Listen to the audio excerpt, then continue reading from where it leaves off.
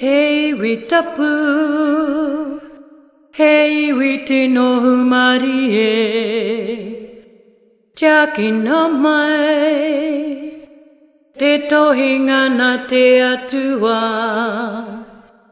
E kohano nehera, engari keia, ngā kopi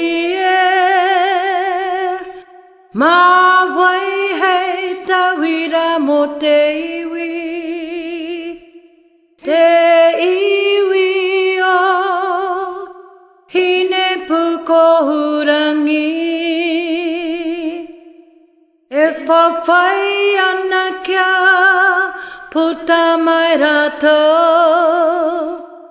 e papai ana kia puta mai rato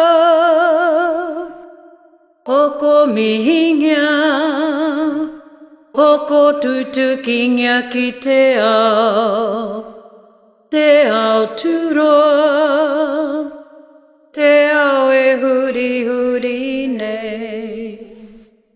E kohano nehera, engari keia, ngā kopi